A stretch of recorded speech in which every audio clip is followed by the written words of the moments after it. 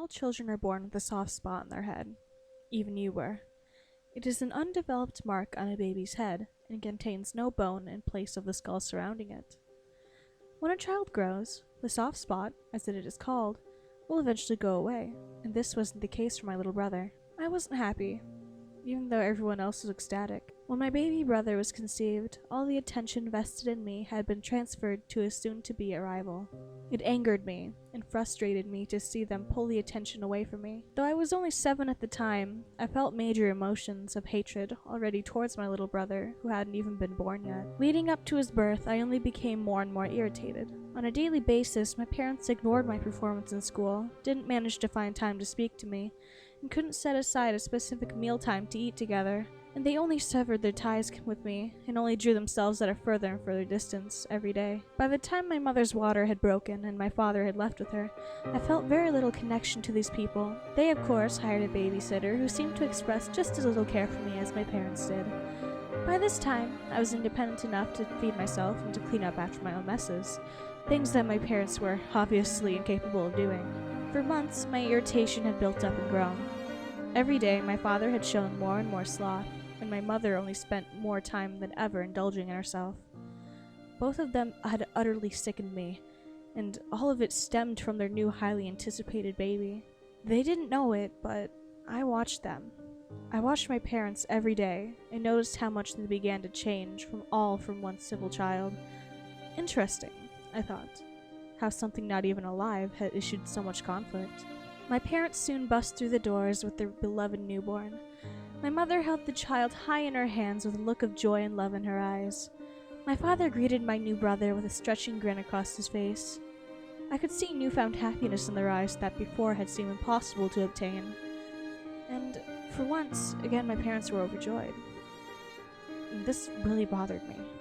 I had grown feelings of abandonment and hatred towards these people that I no longer considered family. They felt no purpose to call me down to see my new sibling as I watched from the stairwell. The bastard parents of mine and their most beloved possession headed upstairs, directed straight towards where I was sitting. As if I were hidden, I silently snuck behind my door, though I'm sure I would have remained unnoticed regardless. I peered through the crack in my door, watching them rest the child to sleep in his crib. Although elated, I could also tell that my parents were exhausted, and they would soon be in need of sleep. They headed off, leaving my baby brother vulnerable to any impending dangers that they may have been able to fend off earlier. Perhaps, in other words, I was one of those dangers. While my parents made their way down the hall to their room, I crept quickly over to my brother's crib. Though I moved hastily, I put in some effort to ensure that they wouldn't hear me as I silently tiptoed to his room.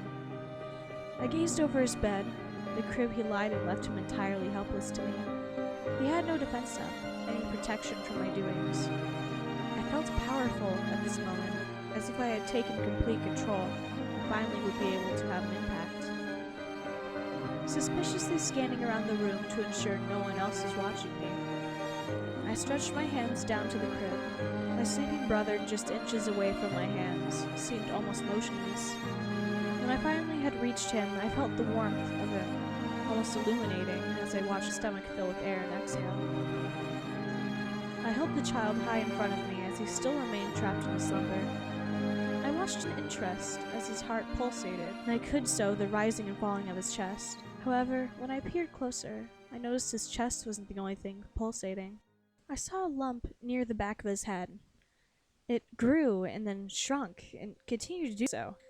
It looked as if there were some sort of balloon under his skull, as I watched the child's head grow and shrink in that single spot. I was intrigued at this point, and I felt curious to touch this patch of skin on his head, rather than a hard, robust plate of bone. I felt a soft, mushy piece of cartilage. Out of surprise, I jutted my hand back away from his head. I held my hand and looked back to the boy in confusion.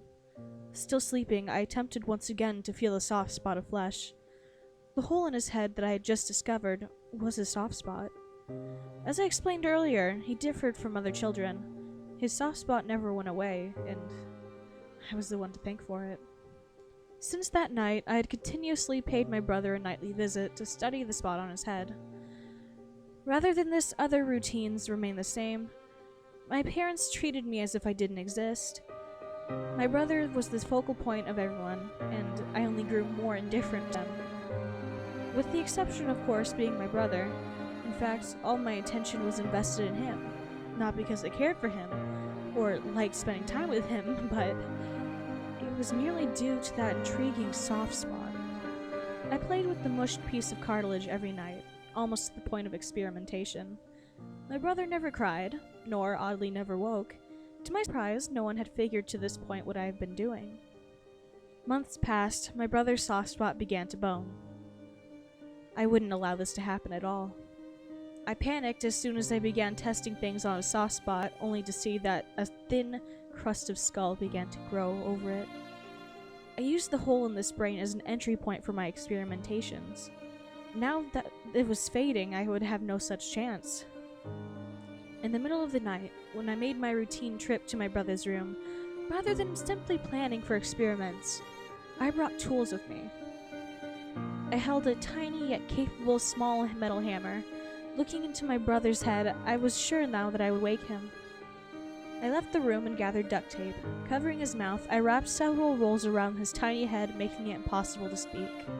I firmly held the hammer in hand and looked directly at his soft spot. I gave one last touch to it, feeling the notion of growing bone. I raised my right hand high and looked at the target. Slowly, my arm extended tall and rose before his head, tightly gripping my weapon. Then, with a swift whoosh of the hammer, hastily set up through the air, pumped forward with my muscle in my arm. It accelerated quickly. Then, right away, it came to a complete stop as it whacked my brother's skull. I heard a thump shatter over his muffled cries for help. Looking at his head, I saw blood fill beneath the skin as he internally bled. His screams and cries only heightened, and I feared that they would wake my parents despite the tape around his mouth, rather than hiding. I stretched my hand and grabbed his mouth, ensuring no sound would escape. He thrashed back and forth, pleading for help, but I wouldn't allow him to get away so easily. Only being months old, he was easy to hold. I hoped he wouldn't lure my parents, but hoped more for his survival so I may continue feeling the soft spot. I somehow had grown more obsession over a soft spot over the years. It was as if it was the only thing that would comfort me in this world. Something about giving direct access to the brain pleased me. I dreamt of experimentations, though I was far too young to create any sort of formula. Months passed and eventually years as I continued this ritual. My brother seemed to be accustomed to the pain as he grew.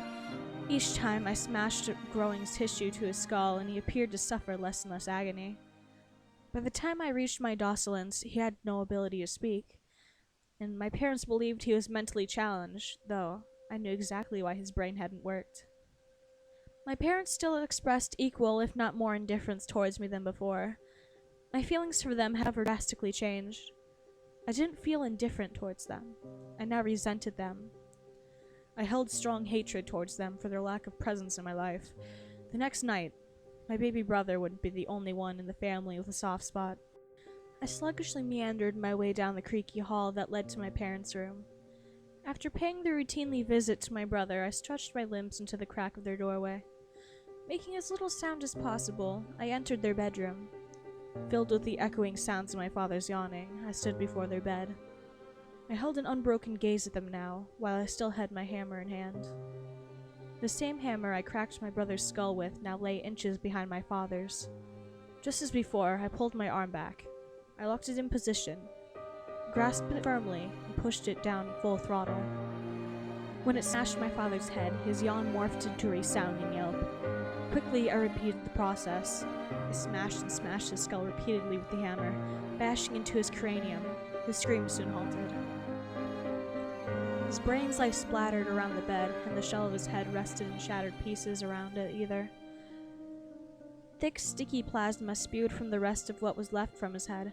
My mother gave me a look of awe and was unable to move.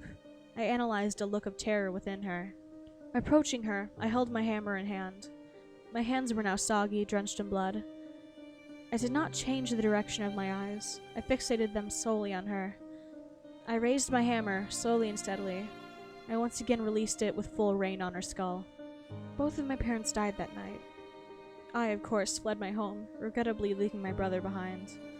I've roamed the world for years now, looking for that coveted soft spot, so I may once again feel that soothing texture I've relentlessly searched for and only had a couple of chances to find. Babies are too difficult to come by nowadays, and much more difficult to reach. I've resorted to any form of soft spot available, sometimes visiting strangers in the night, no matter how old or how young they may be. After a quick and sharp crack to the skull, the brain has a strange way of healing that opening area of cartilage. Now, put your hand on the back of your head. Move it to the center. Do you feel a dimple and indentation? If you do, I visited you once and created that soft spot.